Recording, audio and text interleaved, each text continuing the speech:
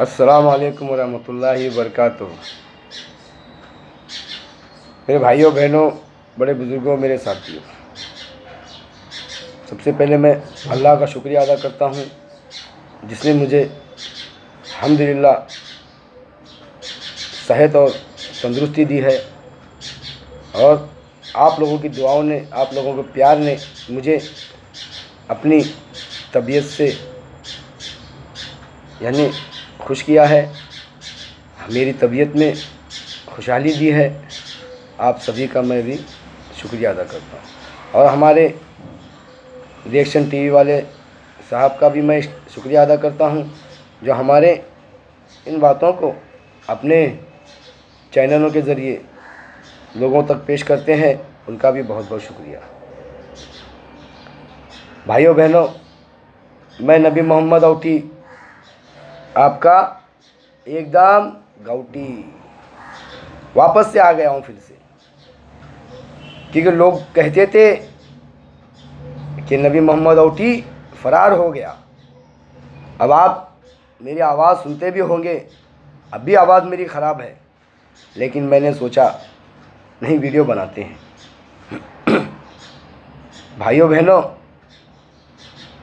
17 फरवरी को जब मैं और नरगिस आपा ने मिलके ये मीटिंग को रखे, माशाअल्लाह आप लोगों ने वहाँ पर इतना बड़ा हुजूम दिखाकर, इतना बड़ा साथ दिखाकर, इतनी बड़ी ताकत दिखाकर आप लोगों ने ये साबित कर दिया कि हम एक हैं, हम साथ साथ हैं, हम इकट्ठे हैं। दुश्मनों को आपने वो जाहिर करा दिया कि हम आपा के साथी हैं, कंपनी के कस्टमर हैं, कंपनी के साथ हैं। ये आपने दिखा दिया। और मेरे भाइयों बहनों, बड़े बुज़ुर्गों, मैं आपसे यही कहना चाहता हूँ, आपके दिल में जो शक है, जो दिमाग में अपनी जो गलत फहमियाँ हैं, उसे दूर करते हुए ऐसे मीटिंगों में आना चाहिए और एकजुटता दिखाना चाहिए और शैतान के मुंह पर तमाचा लगाना चाहिए। और जो काम आपने वही किया है। माशाअल्लाह आप लोगों ने करारा जवाब दिया है दुश्मनों को।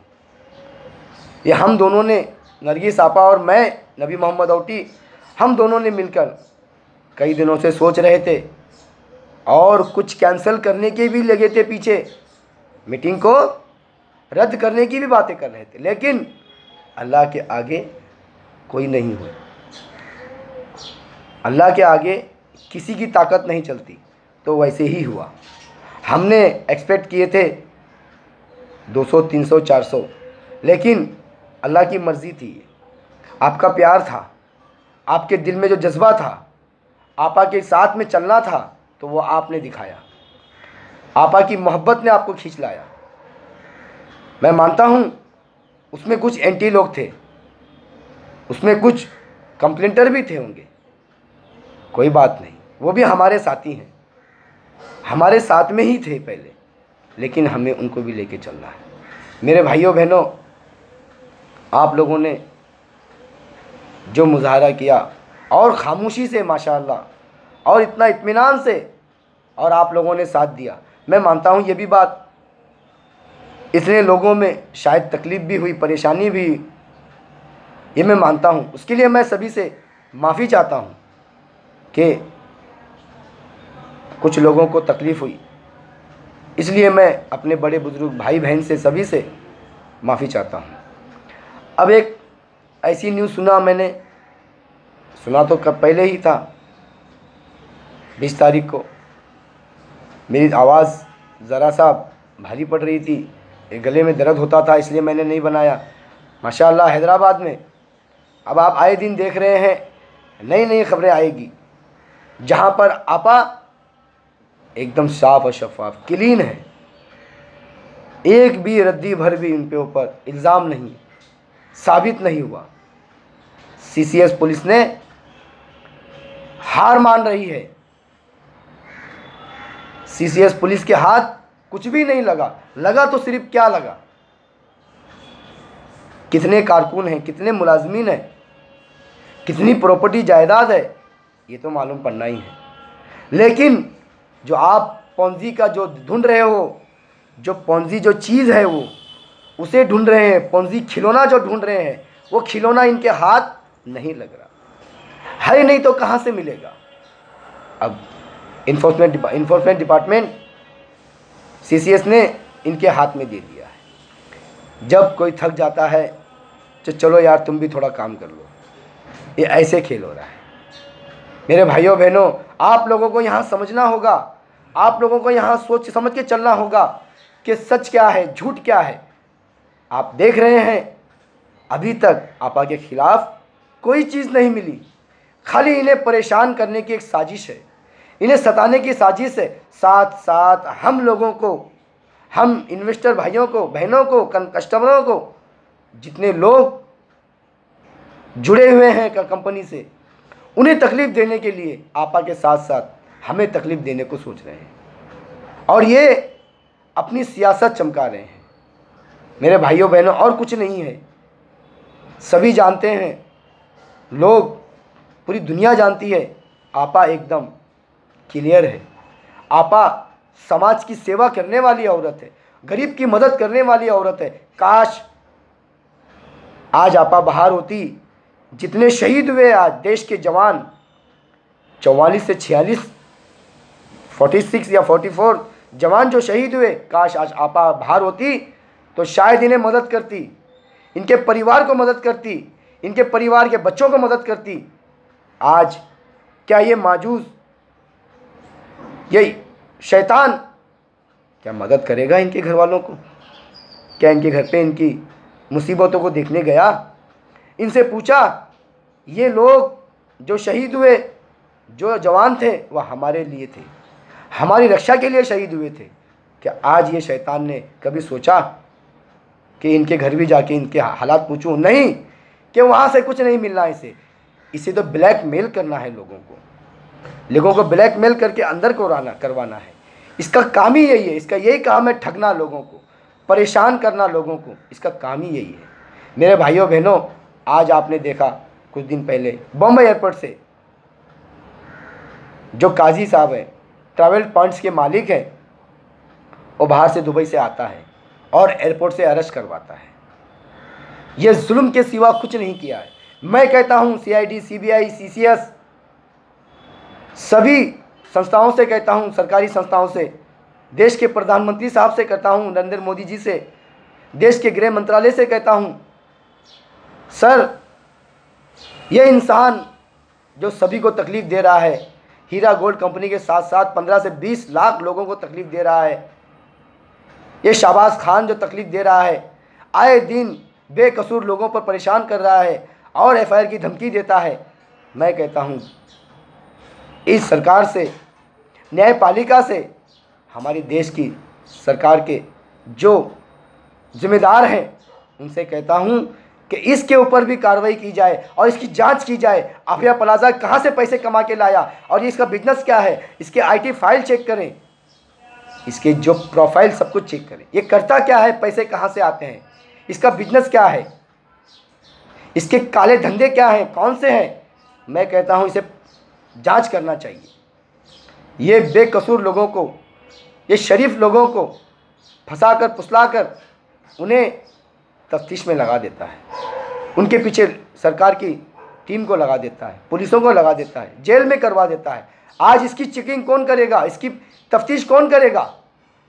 मैं उन्हीं सरकारी अधिकारियों से, प्रशासन, शासन से कहता हूं कि आप लोगों को इनकी भी जांच करनी चाहिए। जितने लोग हीरा गोल्ड कंपनी के पीछे पड़े हैं, डॉक्टर नौहरा शेख आपा के पीछे पड़े हैं, जो अंदर करवाए हैं, इनकी भी जांच होनी चाहिए। अगर ये नहीं होता, ये जुल्म है, ये अत्याचार है, ये न्याय नहीं है, ये डॉक्टर नौहरा शेख आपा के साथ में ये जुल्म है, अत्याचार हो रहा है, ये गलत हो रहा है, ये ब्लैकमेल हो रहा है। और हम जैसे लोग खड़े होते हैं, कंपनी के जो इन्वेस्टर हैं, कंपनी के जो कस्टमर हैं, जिन्होंने पैसा लगाया है, आज उन्हें कहा जाता है कि दलाल, उन्हें दलाल कहा जाता है। दलाल कौन है ये सामने दिख रहा है, और हमारे पर एफआईआर की धमकी दी जाती है। हमने क्या गुनाह किया? हमने क्या रेप किया? हमने क्या जगह किसी की कब्जा किया? हमने किसी का ब्लैकमेल किया? किसी को हमने किसी को सताया? हमने किसी को परेशान किया? हमने हमारी आवाज़ उठाई इन शैतानों के खिलाफ।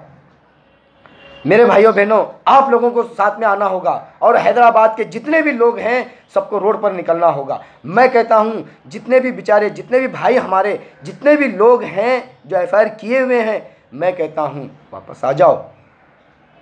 ये शैतान लोग आपको भड़का रहे हैं। और नसरुद्दीन चाचा, हैदराबाद के जो नसरुद्दीन चाचा हैं, आप हमसे कहते हैं एफआईआर करो और घर में बैठ जाओ। आपने भी तो एफआईआर किया हुआ है। आप क्यों परेशान हो रहे हैं? आप क्यों चिल्ला रहे हैं? सबके नाम ले लेकर चिल्ला रहे हैं। आप क्यों नहीं अपने घर में बैठते हो? खामोशी से क्यों नहीं बैठते?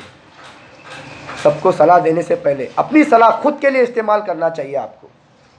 आप इतने बड़े बुजुर्ग हैं, लेकिन आप पर भी वो चीज़ लागू है, क्योंकि आपने पहले इस्तेमाल किया है एफआईआर का, और वो भी झूठी एफआईआर, गलत एफआईआर। क्या आपको भरोसा है जल्दी पैसे मिलेंगे? आज इतनी बड़ी मीटिंग हो रही है, इतने लोग साथ आ रहे हैं आपा के। आप लोग कितने हैं? मुश्किल से 10-20। आप लोगों की मीटिंग में कितने आए? मुश्किल से 10 लोग, 15 लोग।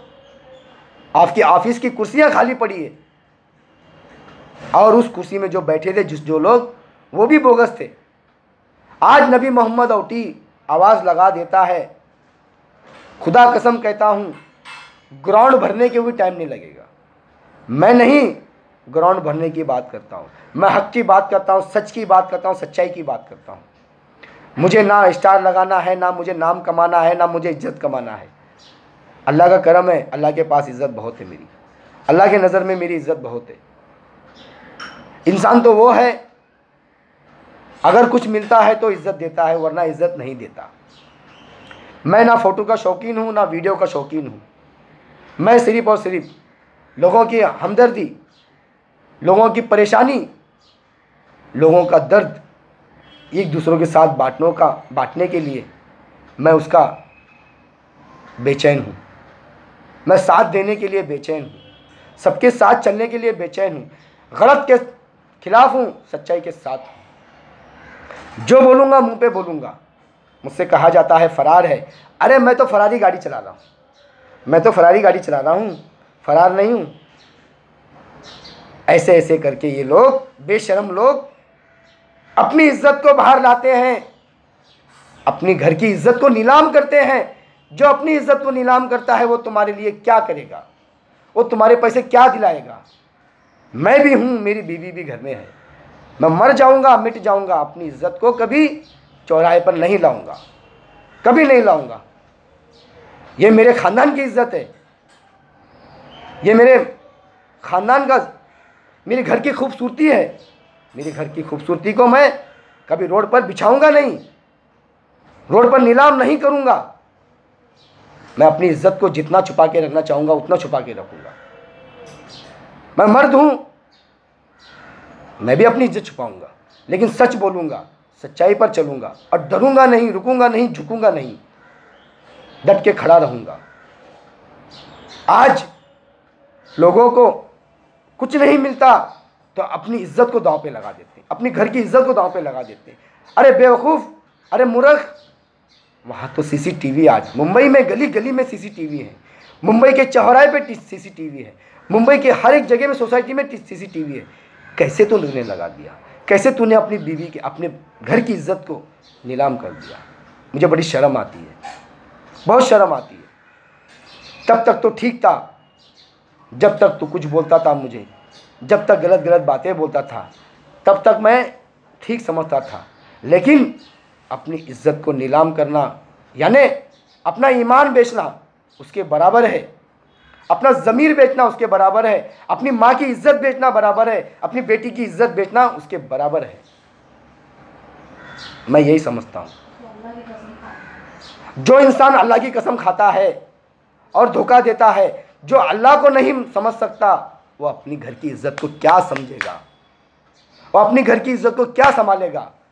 जो बोलता है अल्लाह अल्लाह करता है। अरे आपा ने तो अल्लाह का नाम लेके, अल्लाह के रसूल का नाम लेके लोगों की मदद की है, लोगों का पेट भरा है, लोगों के घर का चूल्हा जलाया है। तुम लोगों ने तो अल्लाह का नाम लेके अल्लाह को धोखा दिया है। और मैं कहता हूँ ऐसे लोगों को, या अल्लाह ऐसे लोगों के घर में सिर्फ और सिर्फ जो इंसान कर रहे हैं ये लोग मुसीबत, वो इंसान अपने घर में जिससे ज़्यादा प्यार करता है, जिससे ज़्यादा प्यार है, या अल्लाह उसके घर में उसको मुसीबतों के सिवा कुछ मत दे, उसे तड़पा दे, उसे दिखा दे, या अल्लाह तेरे साथ में इन्होंने धोखा किया है, या अल्लाह तू क्या समझेगा। अल्लाह से मेरी फरियाद है, जो अल्लाह का नहीं हुआ, खुदा रसूल का, अल्लाह रसूल का नहीं हुआ, अल्लाह का नहीं हुआ, तो हमारा तुम्हारा क्या होगा, अपनी माँ का क्या होगा, अपनी बीवी का क्या होगा, अपनी बेटी का क्या होगा, अपने बच्चों का क्या होगा, वो किसी का नहीं हो सकता। आज मुझे शर्म आती है ऐसे मुसलमान पे। मेरे भाइयों, जितने भी अफेयर किए हुए हैं, आपको ये समझना होगा, आपको ये सोचना होगा, जो खुदा का, रब का नहीं हुआ, जो अल्लाह का नहीं हुआ, वो तुम्हारा क्या होगा। मेरे भाइयों, आपको ये सोचो, जरूर सोचो। मेरा बदन अब इस तरह से ऐसा हो रहा है कि मुझे बहुत सी चिढ़ आ रही है, बहुत से गुस्सा आ रहा है। उसके लिए सिर्फ दुनिया है, उसके लिए आखिरत नहीं है। मरने के बाद मैं एक बात बताता हूँ, वाकया हकीकत है ये। जब मैं सऊदीया में था, जन्नतुल बकई आपने सुने होंगे, मदीना मुनव्वरा, मदीना शरीफ के सामने जन्नतुल बकई कब्रिस्तान है। वहाँ पर जब कब्र में दफनाने को लोग जनाजा लाते हैं, मैयत को लाते हैं, जब दफनाते हैं अंदर, तो आपने भी शायद सुने होंगे, एक बड़ा सा सांप आता है। लोग खड़े रहते हैं मट्टी देने के लिए कब्र के अतराफ, और वो सांप आता है, जब उसका चेहरा दिखाने के लिए वो लोग शायद दिखाते हैं, दफनाते हैं, लेटाते हैं, वो सांप आता है टांगों के बीच में से लोगों के, और कब्र में उतर जाता है। कब्र में उतरने के बाद वो सांप, अल्लाह का हुक्म है, अल्लाह का हुक्म है, हर कीड़े मकोड़े पर, सांप पे, हर एक पर अल्लाह के हुक्म से ही काम होता है। सांप ने अल्लाह के हुक्म से ये काम किया, उस मैयत को लपेटा, अपने आप से लपेट के, और पेशानी पे बैठ के डस के चला गया। पेशानी पे डस के चला गया सांप, अपना काम किया और चला गया सीधा, किसी को परेशान नहीं किया, तकलीफ नहीं दिया। सोचो, जब एक जानवर, एक सांप, वहाँ अल्लाह का हुक्म है कि देखो मैं क्या कर सकता हूँ, ये जो दफना रहे हो ये भी गुनहगार था, ये गुनहगार था, और आप लोगों को दिखाया हूँ मैं कि देख लो, मेरे हुक्म से जानवर, दरिंदे, परिंदे, हर एक मेरी बातों पे चलते हैं, मेरा ख्वाह मानते हैं, और ये लोग मेरी कसम खा के मुझसे धोखा करते हैं। तो मेरे भाइयों सोचो, अल्लाह की कसम खा के जो धोखा करता है, तो वो आपका कैसा होगा मेरे भाई। हाँ, देर होगा, आपा के आने के लिए देर होगा, मैं मानता हूँ, लेकिन पैसा ज़रूर मिलेगा। लकड़ी में दीमक लगेगी, लकड़ी में दीमक लगेगी, लेकिन पैसे आपके सेफ रहेंगे, आपके पैसे सेफ रहेंगे, पैसे में दीमक नहीं लगेगी। आपा के पास जो पैसे हैं वो बड़े सेफ हैं, सेफ डिपॉजिट है। और मैं ये भी कहता हूँ, आने के बाद आप लोगों को अपने प्रॉफिट की सोचना चाहिए, ना कि विड्रॉ के लिए सोचना चाहिए, मुझे ऐसा लगता है। देखिए, अगर कोई बैंक में हम जाते हैं, एक साथ बैंक से हम विड्रॉ करते हैं पैसे, जो भी लोग अगर फिक्स रखते हैं, जो भी इंसान पैसा रखता है, तो क्या होगा बैंक का हालत, बैंक कंगाल हो जाएगी, बैंक का मालिक भाग जाएगा, खुदकुशी कर लेगा वो, तो कोई भी हो। तो मेरा कहना यही है, आप लोगों को अपने दिमाग का इस्तेमाल करना है, इन शैतानों की बातों में नहीं आना चाहिए, आप लोगों के अपने हिसाब से चलना चाहिए, हक के साथ चलना चाहिए। मेरे भाइयों बहनों, अल्लाह ताला ने कहा है, सही करो, अच्छा करो, अच्छे लोगों के साथ चलो, ईमानदार लोगों के साथ में रहो, और मुझे याद करो तो सच्चे दिल से याद करो, मैं सब कुछ दूंगा। एक तो ऐसा भी होता है, अल्लाह अल्लाह करते हैं, पीछे से चूरा घोंपते हैं, वो अल्लाह को पसंद नहीं है। देखिए भाइयों बहनों, मैं इतना दीनी तालीम वाला नहीं हूँ, मैं कोई हाफिज़ नहीं हूँ, मैं हाँ कुरान पढ़ा हूँ, अल्हम्दुलिल्लाह, मुझे जानकारी जितनी है उतनी है, लेकिन मैं चाहता नहीं इस दीन की बातों में आके शायद मेरे मुंह से कुछ गलत निकल जाए, फिर वहाँ से मेरा भी पोस्टमार्टम हो जाए। फिर वहाँ से मेरे वीडियो का भी पोस्टमार्टम करना चालू हो जाए। तो इसीलिए मेरे भाइयों बहनों, मैं ऐसे कोई शब्द का इस्तेमाल नहीं करना चाहता हूँ। मैं उस इंसान को कहना चाहता हूँ, हर एक इंसान को कहना चाहता हूँ, अपने घर की इज्जत, अपने घर की खूबसूरती, अपने घर का जीना जो है उसे संभाल के रखो, उसे सजो के रखो, उसे दूसरे के सामने ना परोसो, दूसरों को उंगली उठाने का मौका ना दो। कोई भी औरत क्यों ना हो, वो घर की इज्जत है, ख़ानदान की इज्जत है, तो अपनी इज्जत को संभाल के रखो, ऐसे काम से बचो। तो मेरे भाइयों बहनों, जितने लोग वहाँ पर आए थे मीटिंग में मुंबई में, आप लोगों का मैं बहुत बहुत एक बार शुक्रिया अदा करता हूँ। आप लोगों ने जो अपने साथ का जो साथ देकर जो जाहिर कर दिया, आपा के साथ मिलकर चलने की आपने सबूत दिया, आप लोगों का मैं बहुत बहुत शुक्रिया अदा करता हूँ, आप लोगों को थैंक्स कहता हूँ। इससे ज़्यादा ना कहते हुए यहीं अपनी कैसेट ख़त्म करता हूँ और फिर एक बार हमारे रिएक्शन टीवी वाले साहब का शुक्रिया अदा करता हूँ। अल्लाह हाफिज़, सलाम अलैकुम।